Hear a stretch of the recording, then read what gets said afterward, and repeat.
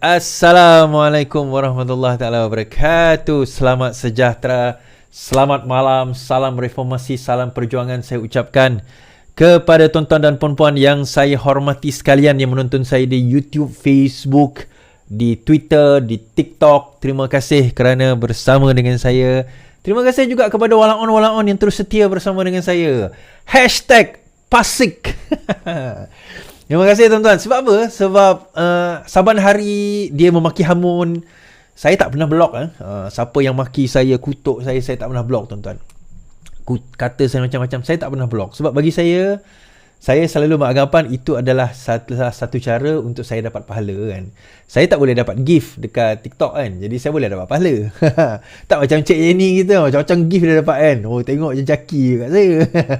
Bukan, tak ada, tak jaki pun. Okey je. Kan, tak kisah pasal gift ni, tak kisah sangat. Yang penting kita sampaikan maklumat yang kita nak sampaikan dan diterima oleh rakyat, boleh nampak dan sebagainya maklumat kita. Dan alhamdulillah, apa yang saya bawakan, saya ceritakan, duit, dana, langkah Dubai, langkah sebelum itu dan sebagainya, akhirnya apa yang berlaku? Dia orang gabra tuan-tuan. Dia orang gabra. Jadi benda itu yang sebenarnya yang kita kena faham, bahawa apa saja langkah. Bak kata kita akan dengar sekejap lagi Sanusi kata bahawa memang akan ada berlaku langkah. Langkah memang dia akan buat. Langkah demi langkah. Dia akan buat juga langkah itu untuk memastikan bahawa kerajaan itu tumbang. Itu tugas dan tanggungjawab mereka. Itu kata dia lah. Dia dekat parlimen bukan tugas dan tanggungjawab dia orang ni nak memastikan negara ini lebih baik tuan-tuan. Check and balance. Tak. Tugas dia adalah memastikan bahawa kerajaan ini akan terus tumbang. Itu kerja dia. Dia tak nak tunggu pilihan raya sebab dia terbiasa menumbangkan kerajaan ini pada zaman Sheraton 2020 dahulu. Jadi apa salahnya kita tumbangkan sekali lagi? Kuasa punya apa orang kata, yang ialah bila dapat kuasa ni, terutama geng-geng PAS ni tuan-tuan, dia mula-mula dapat kuasa tu, dia rasa macam wah hilang terus dia punya daratan, ingatan dia tentang dunia itu terus terus akhirat tu terus hilang tuan-tuan, tentang dunia semata-mata demi kerana kuasa. And so hari ni kita akan bercerita. Rupanya kita duk cerita langkah itu, langkah ini, langkah inun, langkah tok, langkah macam-macam. Seorang lagi ahli PN akan menyatakan sokongan kepada PMX. Siapa soalan dia? Kenapa? Bagaimana? Apa tata cara dia? Sanusi yakin kerajaan akan tumbang. Benarkah dakwaan beliau? Pelancaran padu bermula dengan masalah ataupun sebenarnya apa? Bagaimana kita nak daftar padu? Harga barangan di Sarawak masih mahal. Kenapa? Dan PSB dikatakan akan menyertai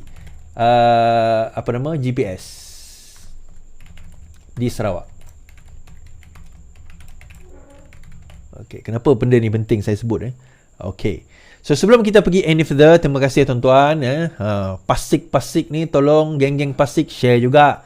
Geng-geng LTL, of course, geng-geng LTL akan share, of course tuan-tuan dan puan-puan. Memang geng LTL memang tuan-tuan dan puan-puan akan share. Tapi geng-geng Pasik ni tolong juga tolong share geng-geng Pasik boleh geng-geng Pasik boleh geng-geng Walaon, geng-geng Pasik ni tolong share sekali. Alright. Baik, kita mulakan.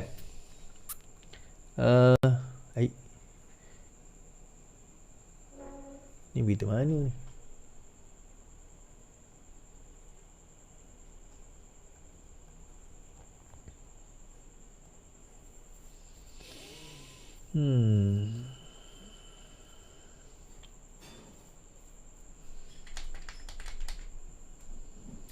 Alright. Saya mulakan Pendaftaran padu tidak terlalu mesra pengguna. Adun. Sejak pandemik, kerajaan telah bergerak ke arah pendigitalan perkhidmatannya. Semalam, Perdana Menteri melancarkan hub penggalan data pusat padu bertujuan mengekang kebocoran dalam pemberian subsidi dan bantuan kerajaan. Pun begitu, sesetengah rakyat Malaysia masih ketinggalan, terutama warga emas, mencipta jurang kepenggunaan digital. Baru pagi ini, kami mungkin ada 10 ke 15 orang yang datang pejabat khas khusus untuk padu sahaja. Kata ahli Parlimen Adun Subang Jaya, Michelle Eng Mezi, gambar di bawah. Kepada Malaysia Kini sama menjelaskan kebanyakannya warga emas. Oleh kerana hari ini hari bekerja, kami malangnya tidak nampak golongan miskin atau miskin tegar datang untuk tujuan tersebut. Tapi saya tertanya-tanya sama ada maklumat untuk mengemaskini data peribadi telah sampai kepada kumpulan sasaran atau tidak. Sistem pentabaran padu kini sepenuhnya dalam bahasa Melayu dan memerlukan pengguna mengisi senarai lengkap dengan maklumat yang diperlukan mulai dari butiran isi rumah dan sebagainya. Alright. Rakan ahli parti DAP daripada daripada DAP Adun Skudai Marina Ibrahim juga berhadapan masalah yang sama di kawasan yang diwakilinya di Johor. Ramai yang datang warga emas tidak pendidikan dan etnik Cina. Kebanyakannya masalah yang dihadapi adalah dalam pengendalian teknologi. Tidak semua orang tahu mengimbas QR code untuk mengesannya. Lebih 10 penduduk telah mendapatkan bantuan daripada pejabatnya. Baik, ini komen saya tuan-tuan. Alright. Yang pertama sekali. Okay. Adaptation kepada mana-mana teknologi. Kan? Perubahan kepada mana-mana teknologi. Baik daripada dulu zaman batu kita tulis atas batu, atas kertas, atas ni, kepada zaman typewriter kepada zaman ni, kepada zaman teknologi, kepada zaman typewriter, kepada zaman komputer kepada zaman sekarang ini IT dan sebagainya. Of course akan ada orang yang lagging behind. Akan ada yang okay. Kalau kita nak cater semuanya 100% tu memang agak mustahil lah. Tetapi tugas kita apa? Sepatutnya tugas kita apa? Tugas kita, terutama geng-geng Pakatan Harapan yang menyokong Pakatan Harapan ini, bantulah. Macam YB tadi dia buat. Okey. Cuma untuk kata tak mesra kepada pengguna warga emas tu, kita kata ya, sebab warga emas ni jangan kata orang Cina, yang Melayu pun ramai yang tak tahu. Hari ini saja saya dihubungi sekurang-kurangnya 3 orang, bukan warga emas pun, kawan-kawan, yang bertanya macam mana nak isi sistem padu. So tuan-tuan nak masuk padu.gov.my, dekat situ nanti tuan-tuan isi. Now, dia ada dua cara besar. Pertama, tuan-tuan isi dahulu nama, IC dan sebagainya untuk book.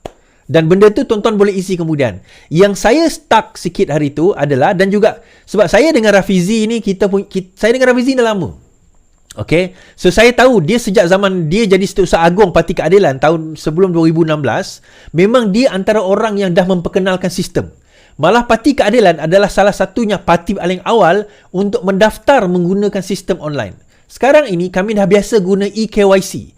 Tuan-tuan tahu eKYC apa? Tuan-tuan ambil IC, ambil gambar, kemudian bergambar dengan IC. Macam Grab, macam Pay, macam Shopee dan sebagainya lah, untuk verify account tuan-tuan. Itu kami dah guna sebelum ini dah dalam Parti Keadilan.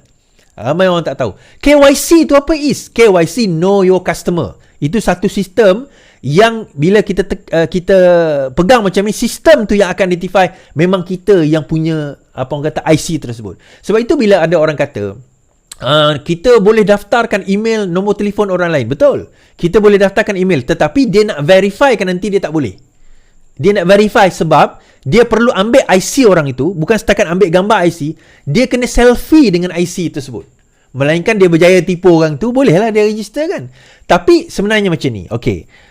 Data awal tuan-tuan dan puan-puan sudah ada di dalam pengkalan data utama atau padu ni. Data tempat, sebab bila saya isi padu tadi tu, saya nampak data saya, tempat kerja saya sebelum ini, pendapatan saya, alamat rumah, dan benda-benda asas tu dah ada.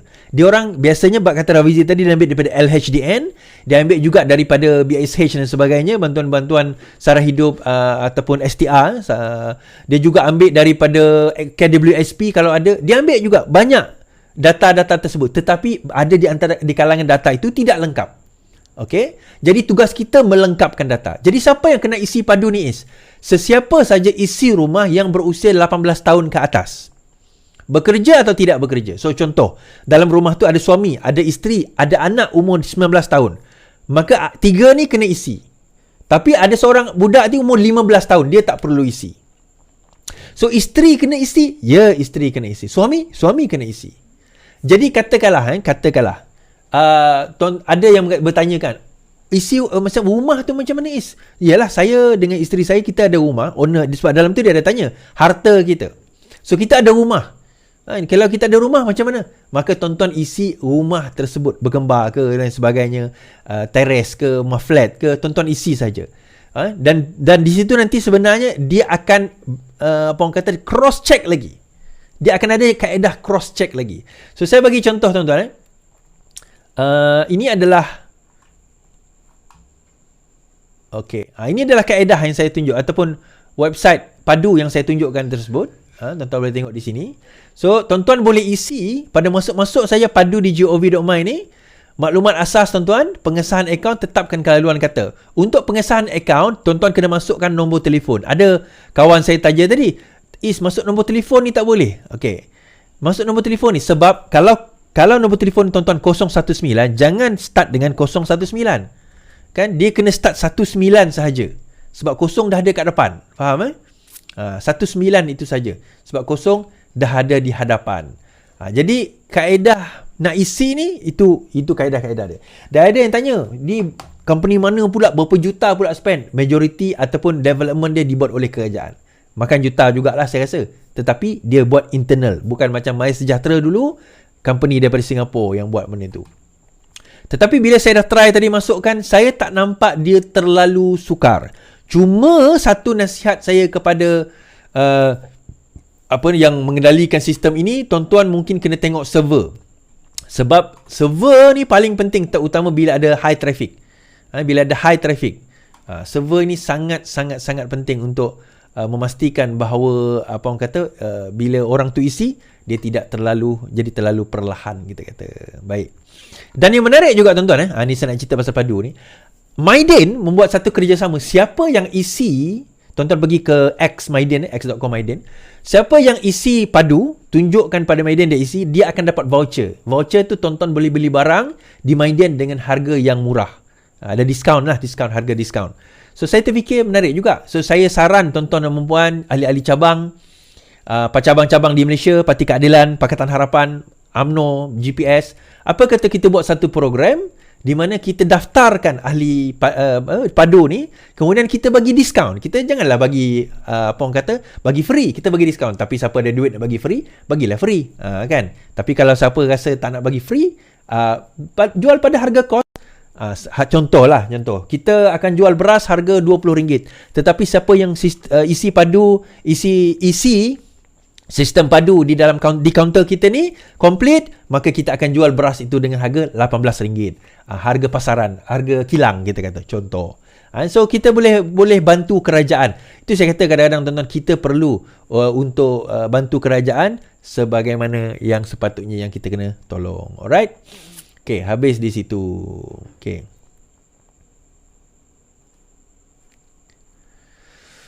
Okay.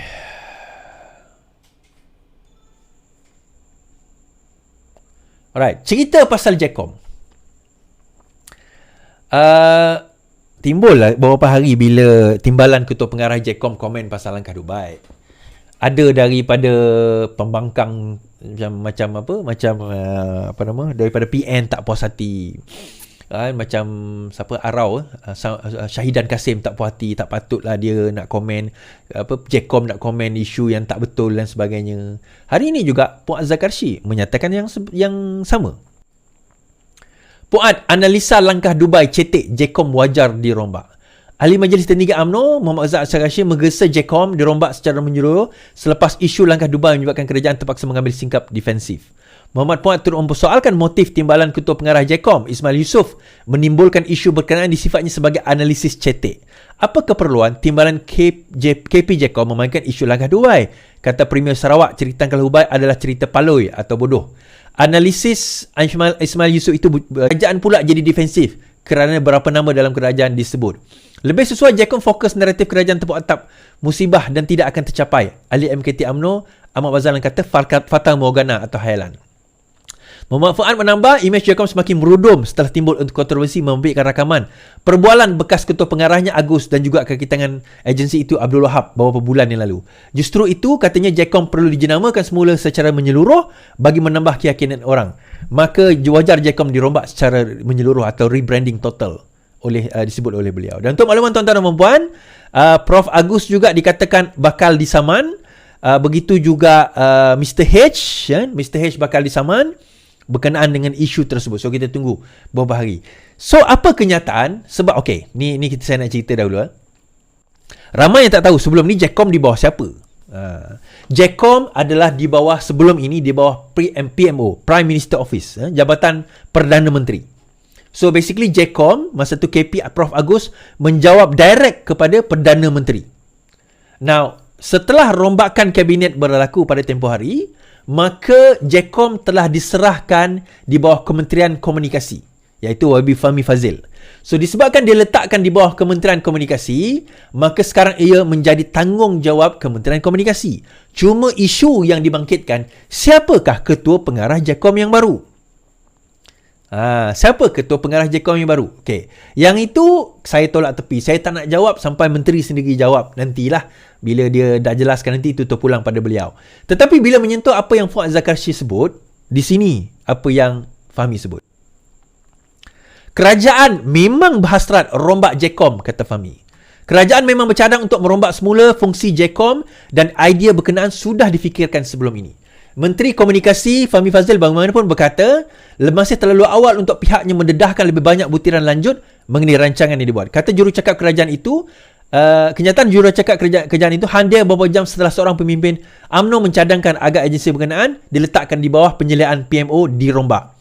Gesaan itu dibuat oleh Muhammad Fauzan Al-Khashi. Okey, untuk maklumat ini silap agensi yang dulu yang dulu diletak di bawah PMO dirombak. Sekarang ini diletak di bawah Kementerian Komunikasi. Kata Fahmi, beberapa penyelarasan akan dibuat apabila rombakan tersebut dilaksanakan nanti. Sebelum isu ini bermangkit pun memang saya ada hasrat meneliti semula fungsi JECOM, katanya. Kata Fahmi, memang kerajaan mendapati perlu ada penyesuaian ke atas beberapa fungsi dan tugas pelbagai agensi termasuk JECOM agar selaras dengan hasrat kerajaan madani. Pagi tadi Muhammad menggesa rombakan menyeluruh dibuat kepada JECOM. Baik. Since YB Fahmi dah sebut, maka saya boleh sebutlah. Okey, kami ada mengadakan pertemuan. Saya ada mengadakan pertemuan dengan YB Fahmi berkenaan dengan beberapa perkara. Antaranya pembincangan kami adalah mengenai JECOM. Okey, bukan saya ketua pengarah JECOM, bukan. Dah buang spekulasi tu dan saya tak minat. Terus terang, bagi ke orang lain. Saya tak minat. Bagi ke orang lain. Poinnya, saya tak boleh kerja office, tuan-tuan. Saya tak selesa pakai baju kerja office. Saya tinggalkan dunia korporat dan dunia office dahulu sebab saya sukakan kebebasan saya. Minta maaf, saya artis. Artis. Dia macam ni, okey. Dalam perbincangan saya dengan YB Fahmi, tanpa saya mendedahkan secara detailnya, memang sebelum kenyataan ini dibuat, saya jumpa beliau bila? Minggu lepas. 2 minggu lepas saya jumpa beliau. Minggu lepas ke 2 minggu lepas, saya tak ingat. Dinyatakan bahawa memang rombakan itu akan berlaku dan dalam mesyuarat tersebut kami ada berbincang perkara-perkara yang hendak dirombak, cadangan beliau apa yang dirombak, cadangan saya tentang apa yang perlu dirombak dan cadangan tuan-tuan dan puan-puan sewaktu saya suruh isi borang ataupun Google Form minta pandangan tuan-tuan tentang komunikasi, tentang penerangan, tentang madani selama setahun. Di situ saya sudah serahkan kepada YB Fahmi. Di situ saya dah buat rumusan, saya bentangkan, saya tunjukkan di sini hala tuju yang betul. Dan bila YB Fahmi menyebut kepada saya apa yang akan berlaku kepada JECOM selepas ini, saya boleh katakan saya puas hati dengan penerangan tersebut. Dia memang totally revamp, totally different daripada apa JECOM yang kita kenal sebelum ini. Apa detail dia? Yang tu saya tak boleh nak cerita lah. Yang tu YB Fahmi lah kena cakap. Saya bukan juru cakap sebab saya bukan kerja di bawah Kementerian Komunikasi. Saya adalah Setiausaha Koordinasi Penerangan Pusat Parti Keadilan. Bukan bergaji, tak bergaji, tak ada gaji langsung. Zero gaji. Cuma saya di bawah Parti Keadilan, bukan di bawah Kementerian Komunikasi. So, beliau bercakap atas kapasiti seorang menteri Kementerian Komunikasi. Jadi, kapasiti tersebut, dia hanya boleh cerita pada saya dan dia kata tak boleh jadi dedahkan sehinggalah beliau sendiri yang akan cakap. Jadi, memegang amanah, saya kata saya tak boleh dedahkan. Tetapi, apa yang saya boleh kata, setelah penerangan tersebut, saya nampak, pertama, apa yang YB Fahmi akan dan cuba nak lakukan. Kedua, bentuk dan juga jiwa serta direction JECOM yang bakal berlaku bagi saya sangat jelas. Terima kasih Diana Anwar.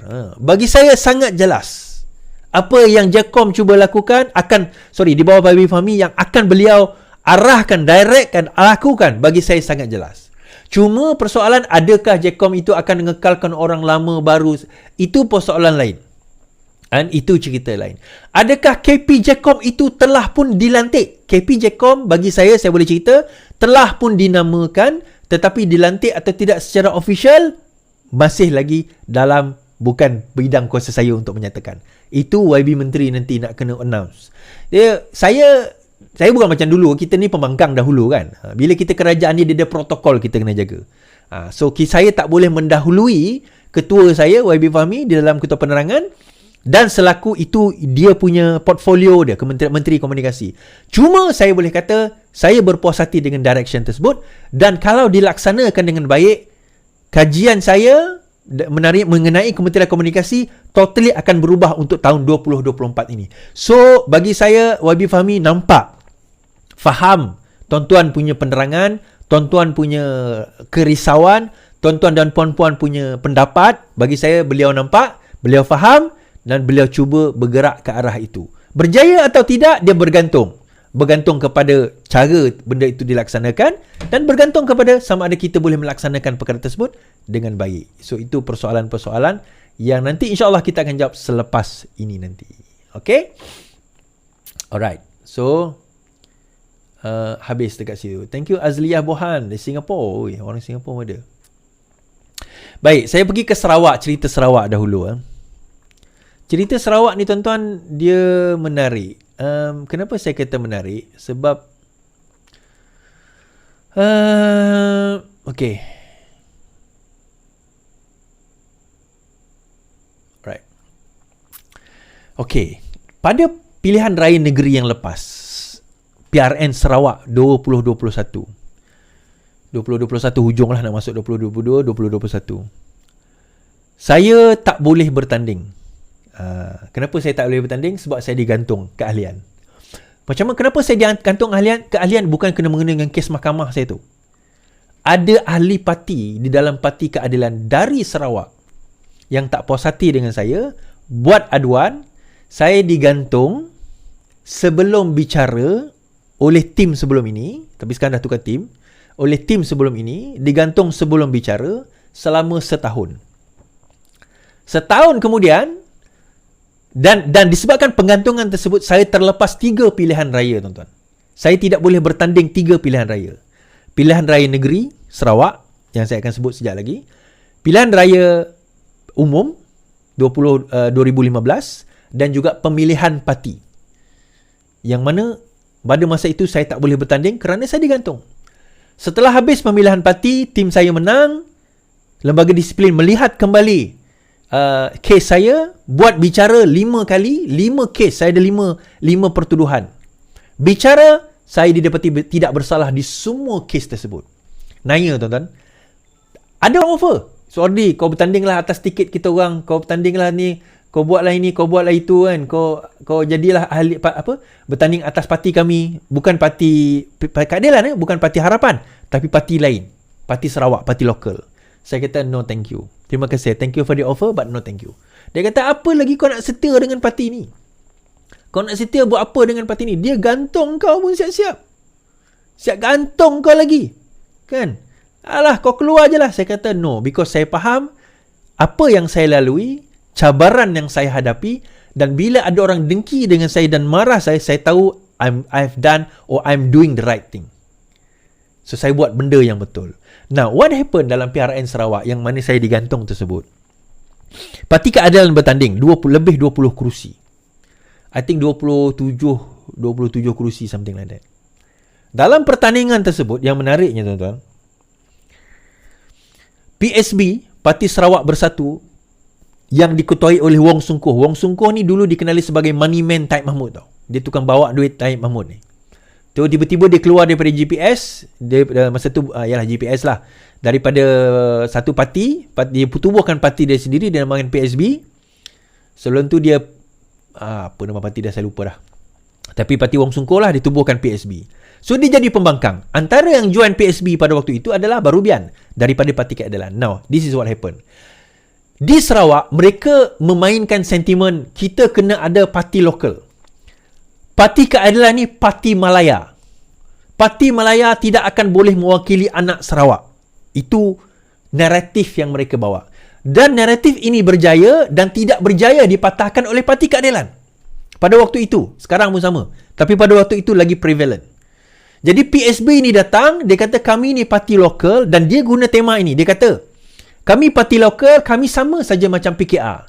Cuma bezanya kami lokal. Maka ikut dan sertai kami. So, pada masa itu, ramai ahli-ahli PKR yang berminat. Dan akhirnya, mereka semua pergi ke PSB. pakai baju PSB. Saya larang, masih ada juga yang pakai pacak bendera PSB. Tak, sama je. Kita sama PKR dengan PSB ni. Kita sama lawan GPS pada waktu itu. Apa yang berlaku, tuan-tuan? Apa yang berlaku? Saya kata PSB ni adalah parti yang diwujudkan untuk pecahkan pembangkang. Bukan nak kalahkan GPS, saya kata. Dan ada di kalangan ahli-ahli parti bekas PKR yang lompat ke PSB maki saya. Kan, saya ingat lagi orang Sibu. Masih ada dalam komen saya, komen Facebook saya, dia masih ada. Macam aku tak kenal kau. Kan, bos kau dah melompat jauh dah kan. Dah ikut kartel lama dah. Kan, tapi dia ni masih. Dia kata PSB ni terbaik apa semua ni, duda perjuangan sebenar. So akhirnya apa berlaku, tuan-tuan? PKR menang 0 kerusi. 0. Bukan setakat menang 0, kita hilang deposit daripada 27, 22 hilang deposit kerusi. 5 je tak hilang deposit. Yang lain semua hilang deposit. PSB dapat berapa? PSB dapat 4 kerusi. DAP dapat berapa? DAP dapat 2. 76 kerusi ke 72 kerusi, GPS menang. Why? Rancangan mereka berjaya. Saya kata, budak-budak yang join PSB itu terlalu naif korang tentang politik. Korang tak faham. Saya dah menyertai politik ni sejak saya sekolah rendah, tuan-tuan. Saya ikut pembangkang sebelum PKR wujud lagi. Saya ikut pembangkang di Sarawak sebelum PKR wujud. Kalau korang ingat, Parti Permas, Pak Cik kepada Taib Mahmud dulu buat. Saya adalah antara budak yang pergi tampal poster dekat tiang-tiang tu. Saya dan kawan saya nama Izan. Saya ingat lagi. Sebab bapak dia orang Kuat Permas, jiran sebelah rumah saya. So saya tak tahu, saya tampal je. Ni parti apa ni? Parti Permas. Kau tengok ni, Taib Mahmud ni tak boleh pakai ni. Oh, kita kena lawan Taib Mahmud. Kita lawan. Masa tu ingat tahun 85, 86. Saya masa tu dah sekolah rendah. Kita dah pergi lawan kerajaan masa tu. Now, dia orang ulang cerita yang sama, tuan-tuan. Wujudkan satu parti untuk pecahkan pembangkang. And look what happened. Kita kalah teruk. Padahal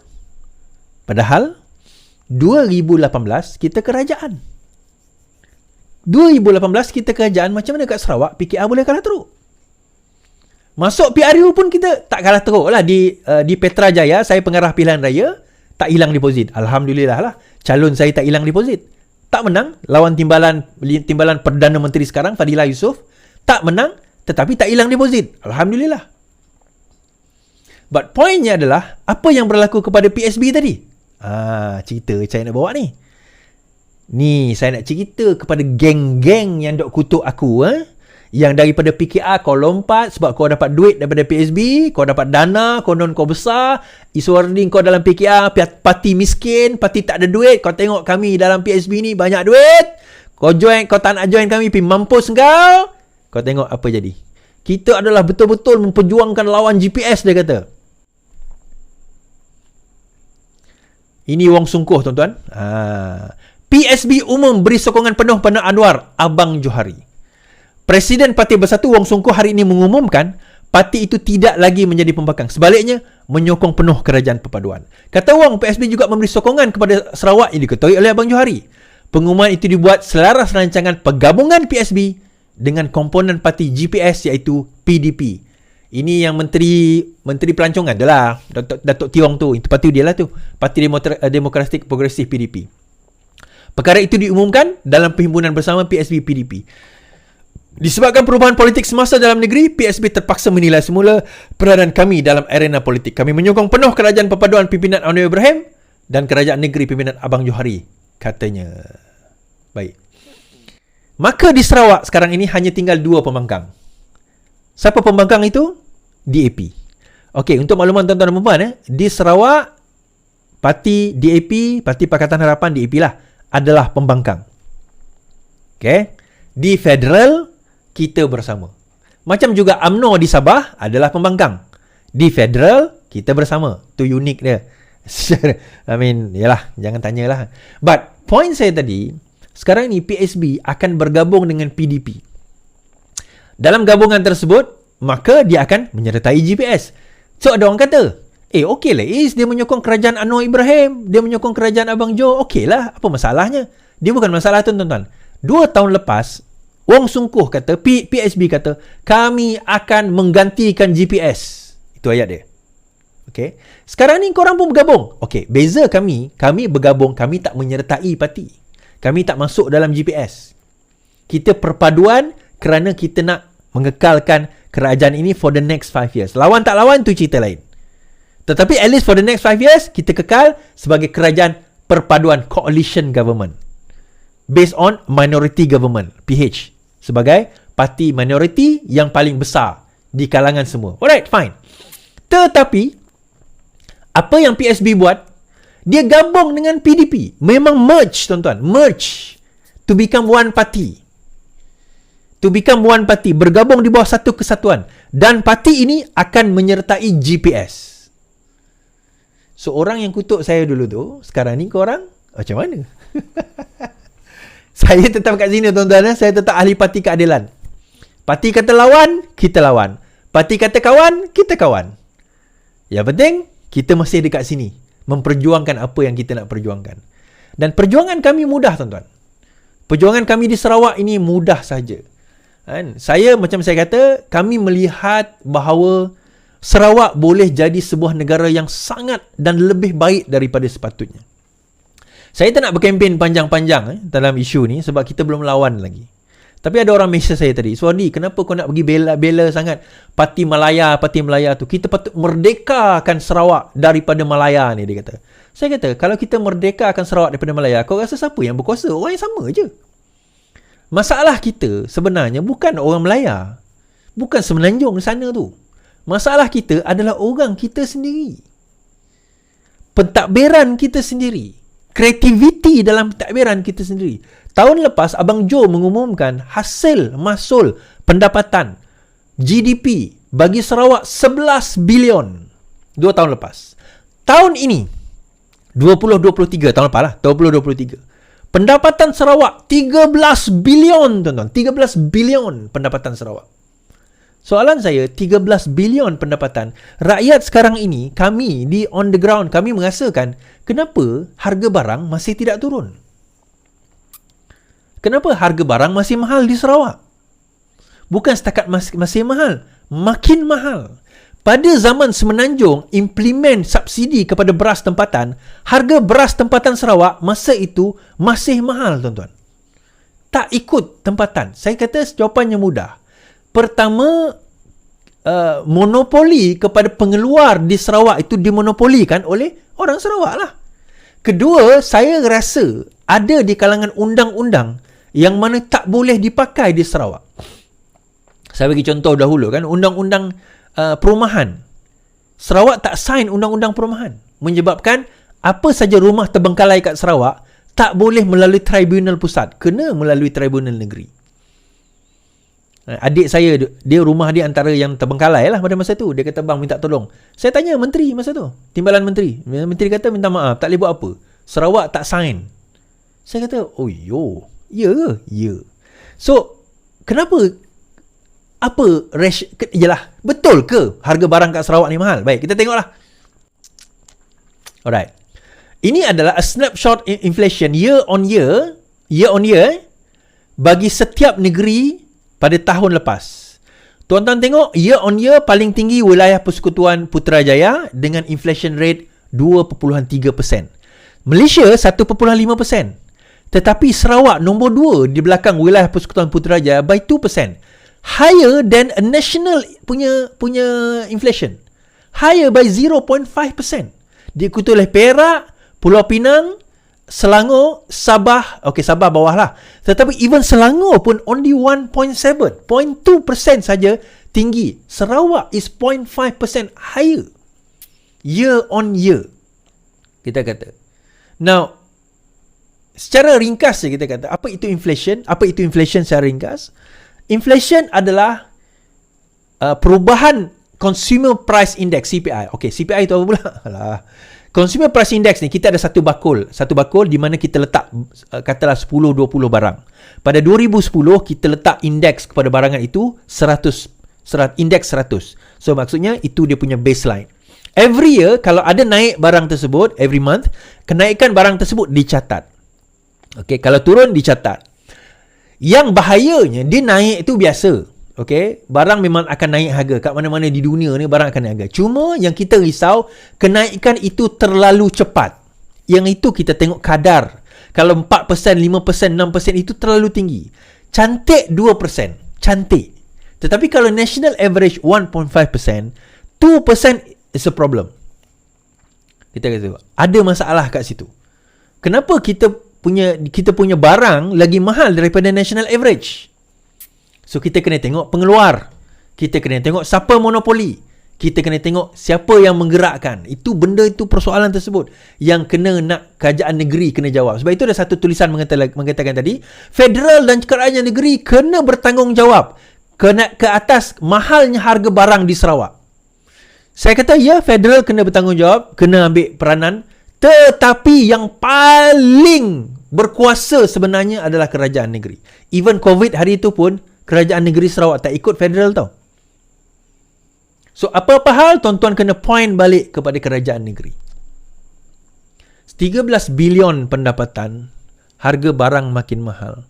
13 bilion pendapatan, kadar miskin dan miskin tegar paling ramai. Kat mana timbang balasnya kat situ tuan-tuan? Kita ada akal, lu fikirlah sendiri. Alright, habis kat situ. Ni cerita PN dekat Negeri Sembilan tuan-tuan. PN dekat Negeri Sembilan ni menariknya. Negeri Sembilan, Selangor lah. Negeri Sembilan, Selangor, Melaka, Johor. 4 negeri selatan ni, 5 negeri selatan ni, kita kata tengah dan selatan ni, PN menghadapi masalah untuk hidup. Perikatan Nasional memang ada problem untuk hidup tuan-tuan. So ini adalah keluhan Perikatan Nasional PAS. PAS Negeri Sembilan, Ahmad Faizal tak ambil tahu keadaan PN. Seorang pemimpin kanan PN Negeri Sembilan dilaporkan merasa kecewa dengan pengurusan parti di situ, khususnya setelah pilihan raya negeri berakhir pada tahun lalu. Selain tidak mendapat peruntukan daripada kerajaan negeri, PAS Negeri Sembilan juga mendakwa pengurusi PN negeri itu Ahmad Faizal Azumu tidak mengambil tahu akan hal-hal parti. Dalam nada yang keberatan, Pesuruhjaya PAS Negeri Sembilan Rafi'i Mustafa dilaporkan dia terpaksa mendedahkan mengenai keadaan PN kerana pelbagai masalah yang dihadapi oleh mereka. Namun, saya terpaksa berterus terang. Sejak PRN lalu, memang beliau tidak lagi ambil tahu keadaan PN di negeri ini. Kami sudah menang 5 kerusi, oleh itu perlu dibuat kerja dan usaha penyelarasan terutama bagi membantu kesemua adun kita ini, katanya. Ahmad Faizal merupakan orang nombor 2 dalam bersatu setelah Presiden Muhyiddin Yassin. Dia dilantik sebagai pengurusi PN di Negeri Sembilan bagi menggantikan Edin Shazli Sith yang digugurkan pada 2 Jun. Untuk rekod, ini bukan kali pertama PAS merungut mengenai kepimpinan Ahmad Faizal. Hanya kira-kira 5 bulan setelah dilantik, PAS Negeri Sembilan dilaporkan media sebagai berkata mereka melihat Faizal seolah tidak berminat untuk melaksanakan tugas tersebut. Sebagai reaksi, Ahmad Faizal berkata dia bercadang untuk merujuk isu berkenaan kepada Majlis Pimpinan Tertinggi Bersatu dan berpendapat tidak ada masalah jika jawatan tersebut disandang anak Negeri Sembilan. Dia konflik ini berlaku tuan-tuan. Bila PN Negeri Sembilan tak puas hati, terutama PAS lah, kenapa lantik Faizal Azumu sebagai pengurusi PN padahal dia orang Perak? Ini PN Negeri Sembilan. Pada waktu itu konflik berlaku, tarik tali berat keras berlaku di antara Bersatu dan juga PAS. Siapa yang bakal jadi ini sebelum PRN Negeri Sembilan siapa yang bakal jadi ketua pengurusi kepada PN? Kenapa? Siapa yang pengurusi kepada PN, dia berhak menentukan siapa bakal menteri besar. Jadi pada waktu itu Bersatu confident bahawa PN boleh menguasai Negeri Sembilan. Maka dia letakkan Faizal Azumu ni walaupun dia tak bertanding sebagai pengurusi PN Negeri Sembilan. Unbeknownst to them, tak diketahui oleh mereka bahawa dalam keadaan tersebut dia tak boleh menang. So bila dia tak boleh menang, akhirnya PAS merungut kerana Faizal dikatakan tidak berminat dalam menguruskan PN di Negeri Sembilan. Okay. Habis kat situ tuan-tuan. Saya rasa PN Negeri Sembilan ni pun, Bersatu ni pun bakal berkubur jugalah. Okay. Kita kembali ke langkah Dubai. Cerita langkah Dubai ni. Dan saya nak cerita, benarkah ada orang PN yang akan bagi sokongan lagi kepada PMX? Kalau dia, siapa? Kalau tidak, kenapa? Okey. Tapi sebelum tu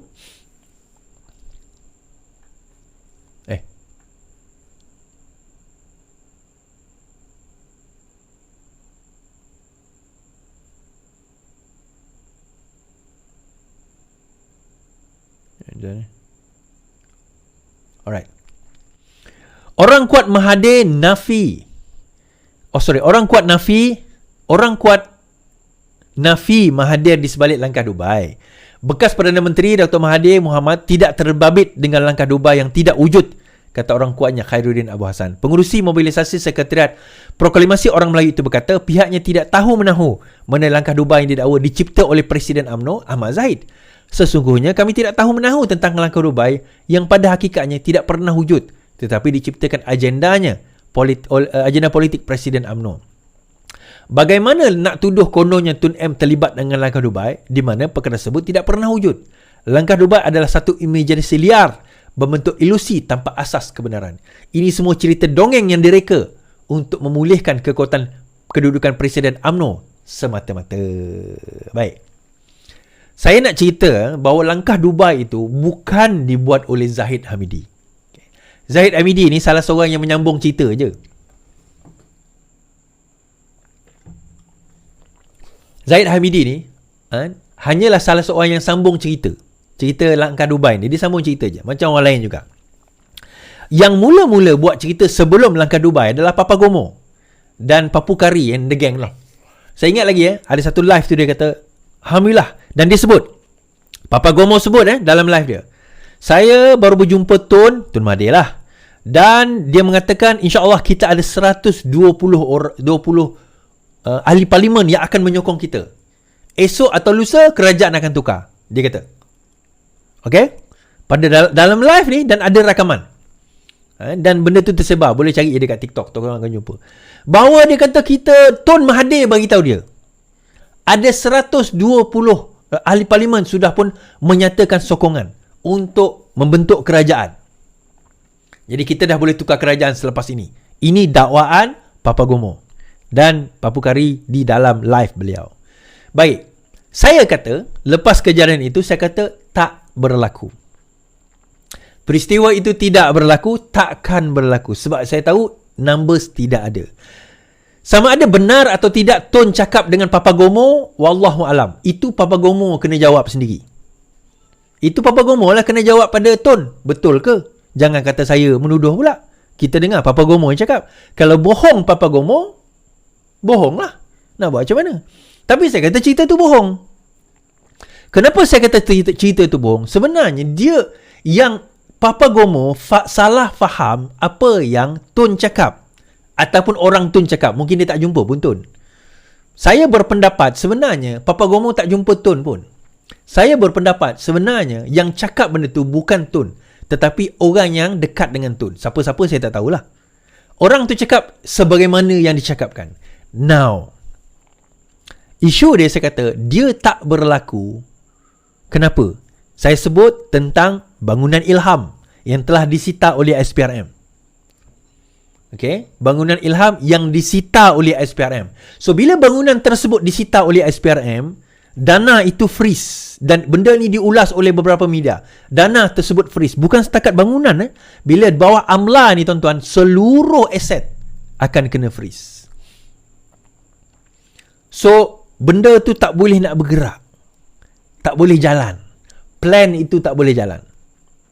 Now, disebabkan plan itu tak boleh jalan, saya dedahkan selepas itu bahawa ada 750 juta akan transit, akan berlaku perpindahan untuk nak memastikan bahawa sebab ialah harta ismet di dalam negara itu sudah dibekukan.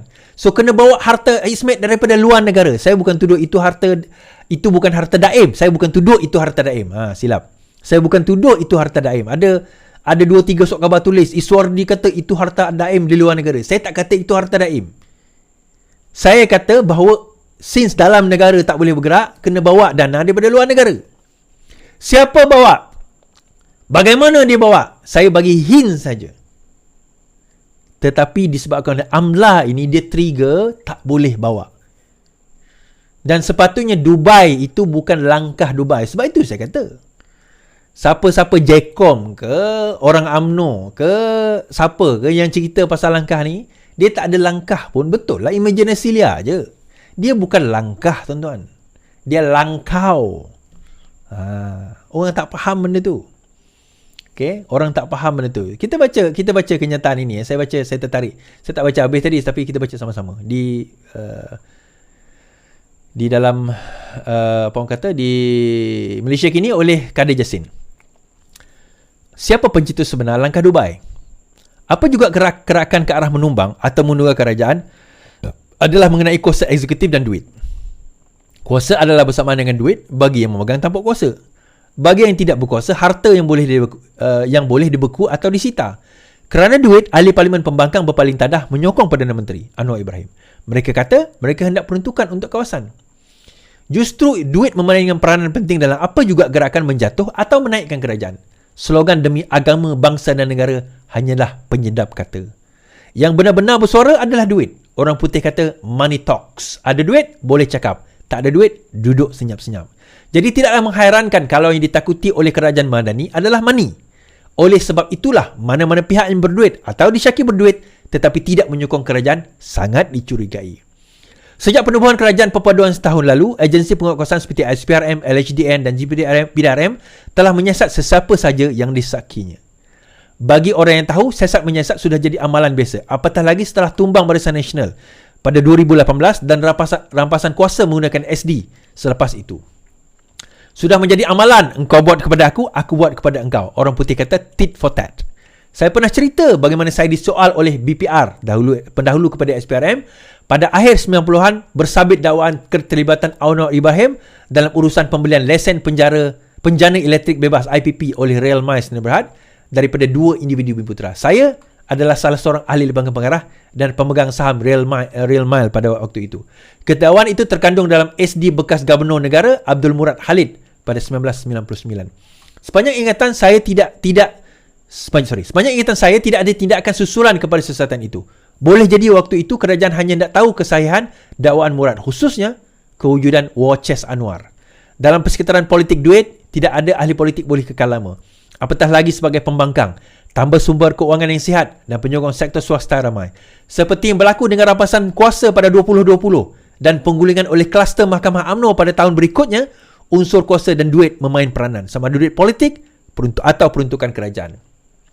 Dalam konteks Anwar, semasa Anwar sebagai Perdana Menteri mempunyai kuasa pentadbiran politik dan keuangan yang sangat kuat, melainkan beliau sendiri lemah, adalah mustahil mana-mana pihak boleh menumbangkan beliau. Peruntukan di bawah kawalan beliau belanjawan hingga hampir 79 bilion, iaitu 12 bilion di bawah Perdana Menteri dan 66.57 bilion di Menteri Keuangan. Mustahil musuh beliau mempunyai kuasa pentadbiran politik dan keuangan yang lebih besar daripada beliau. Jadi, apakah muslihat di sebalik hingar bingar mengenai langkah Dubai ini? Mungkinkah ia berasal dari pihak kerajaan sendiri bagi meneruskan naratif dan dinyah bahawa Anwar itu sentiasa dicemburui, dianiaya dan dikhianati oleh mereka yang berhati musuh? Dalam arti kata lain, Anwar sentiasa memerlukan nemesis sebenar atau khayalan untuk memberi keabsahan kepada politiknya. Itulah kaedah beliau dan penyokongnya sejak zaman protes belia tahun 70-an sehingga konfrontasi UMNO 80-an 90-an, reformasi dipecat 98 dan era di kuasa Putrajaya. Okey. Menarik ulasan daripada Kadir Jassin ini menarik. Saya setuju majoriti apa yang dituliskan, tetapi saya tidak bersetuju beberapa poin. Tetapi secara umumnya betul. The money is there. Duit itu memang memain peranan. Cuma seolah dia menulis tadi mengatakan kerana dia ada kuasa, dia gunakan intimidasi. Dia ambil contoh diri dia disiasat. Kalau dalam kes-kes siasatan yang kita lakukan, sememangnya siasatan itu berdasarkan kepada kes-kes yang benar. Dan kalau sekiranya tidak ada asas kepada tahanan tersebut, kita tak letak bawah amla, tuan-tuan. So, bila bawah amla ni, dia memang serius sudah. Arti kata, memang sudah ada siasatan yang terperinci, cuma dibekukan kerana nak melihat setiap rekod yang ada. That's why dibekukan, tak nak transaksi itu berlaku, pemindahan berlaku. That's the purpose. So, bila di bawah amla, meaning to say, proses siasatan itu dah halfway. Kes yang dia sebut tadi, kes dia tadi, Rail Mile tadi tu, hanya dakwaan. Dan lepas itu tak ada susulan. Memang betul siasatan berlaku. Because of dakwaan. Ya. Bila orang buat laporan, kita kena polis SPRM, BPR masa itu kena buat siasatan. Tapi disebabkan tiada sosolan, meaning to say, dia tak jumpa apa-apa. Itu point dia. Tetapi dalam SPRM, bila dah sampai ke peringkat AMLA dan aset dibekukan, meaning to say, half of the investigation is already been done. Itu point dia. Yang itu silapnya dia kat situ tadi. Now, another point bila dia kata, Anwar perlukan nemesis, perlukan musuh. Sebab itu mungkin ini diciptakan. Ini diciptakan untuk nak terus mewujudkan nemesis tersebut. Baik, kalau ini diciptakan tuan-tuan, apa kata kita dengar kata Sanusi sendiri mengenai adakah benar langkah Dubai itu sebagai satu hayalan menjelma ataupun ia satu realiti.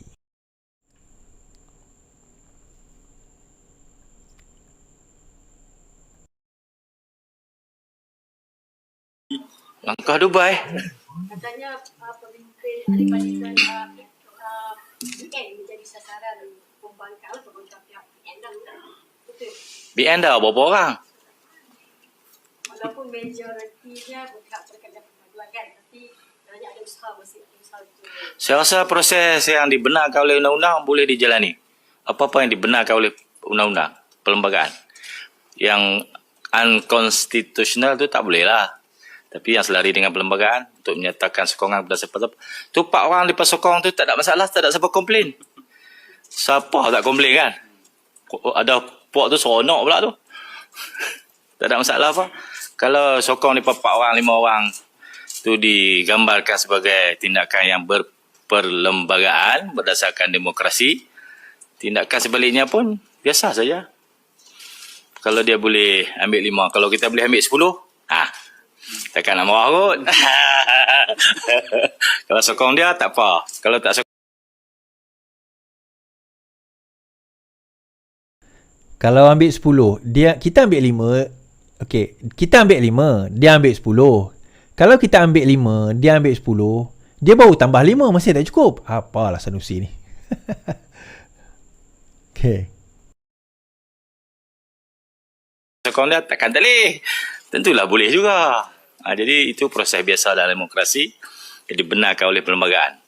Saya rasa itulah loophole yang berlaku dalam Akta Lompat Parti yang menunjukkan jalan. Loophole tu mereka. Jadi kita lalu sajalah. Saya tak fikir dia ada langkah apa-apa lah. Ada orang kata bukan dia langkah Dubai, langkah cokek saja. Pasal benda tu dibincang, dibuat di Kuala Lumpur je pun. Tak payah pergi Dubai. Saya rasa Dubai tu dummy sajalah. Sebab dia pernah pergi jalan ke Dubai. Banyak orang pergi Dubai. Ada flight.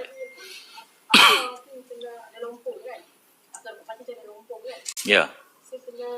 Dah lah saya tak kata. Biar pergi duduk tu lah. Saya tak kata. Loophole dalam semua undang-undang ada loophole. Orang takat dadah berkilo-kilo tu lepas.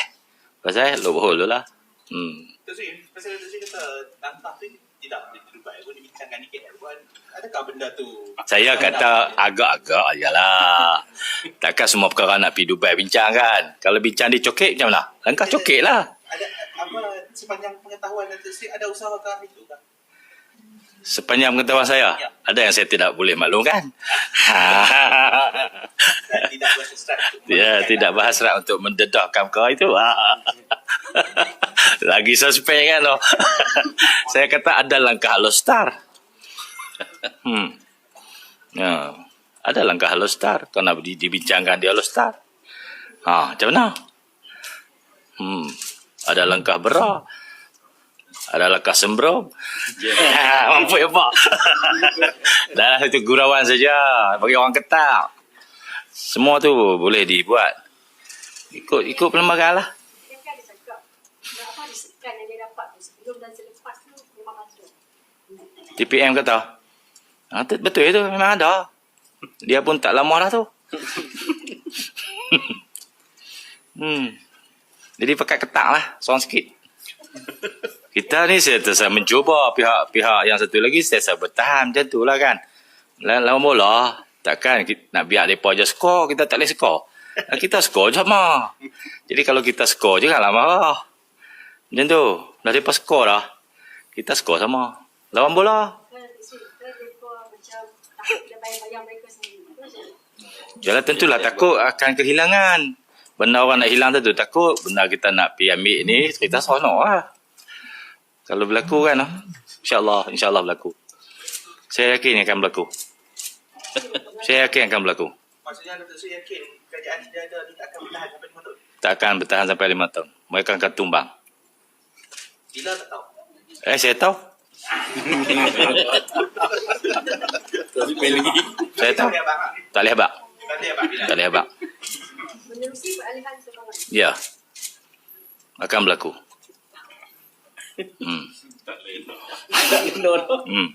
Siapa tak boleh nak main ambil ubat mak saya. Saya nak jadi ayak sejuk ya bagi sejauhan. InsyaAllah boleh lena.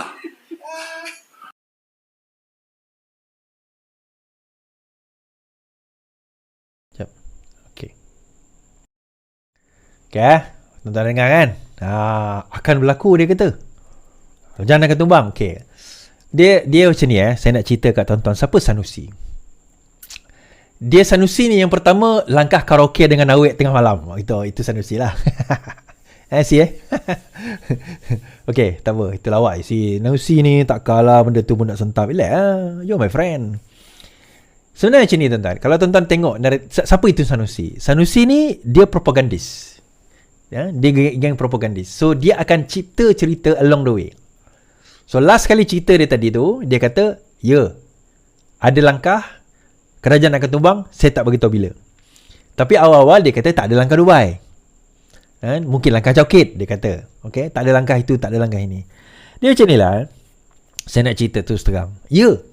Langkah itu ada. Usaha itu ada. Perbincangan itu pun ada. Cuma sekarang ini, yang diorang tak ada, ini tuan-tuan. Itu saja. Nah, disebabkan itu tak ada, bukan setakat tak ada untuk nak bayar tu, diorang tak ada untuk nak kekalkan orang yang diorang ada sekarang ni. Membawa saya ke poin saya di dalam Facebook tadi. Yang ni tak ada. Kan? Dan juga, sebelum saya cerita membawa poin saya tadi tu, kenapa Sanusi duk cakap macam tu?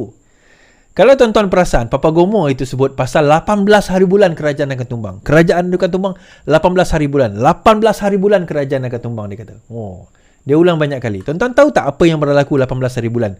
Sebenar hakikatnya. Okay?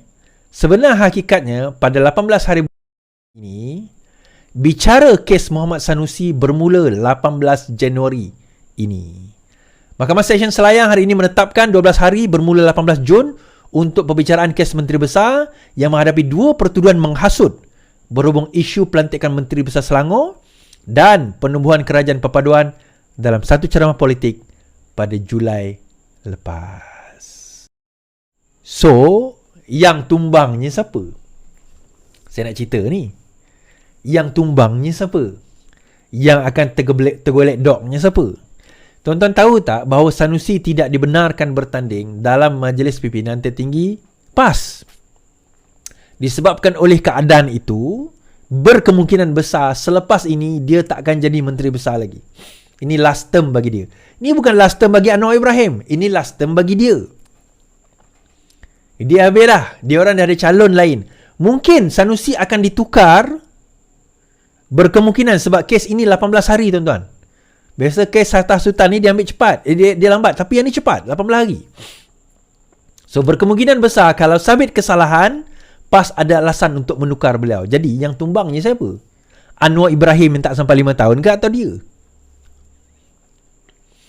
Membawa saya kepada poin yang saya nak bawa malam ini. Iaitu, dalam keadaan yang ada sekarang ini, ada cerita bahawa 3 ahli Perikatan Nasional telah pun menyatakan minat bagi berbincang untuk nak bersama menyokong kerajaan PMX buat masa ini. Dan untuk makluman tuan-tuan dan puan-puan, daripada 3 ini, 2 adalah pimpinan tertinggi. Bukan yang level macam Kuala Kangsar, Bukit Gantang, bukan. Ini level pimpinan tertinggi.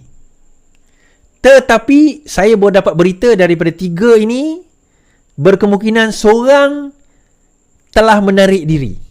Bukan dia tak nak, tapi terma dan syarat tu dia agak sukar sedikit. Benda yang dia minta tu agak sukar.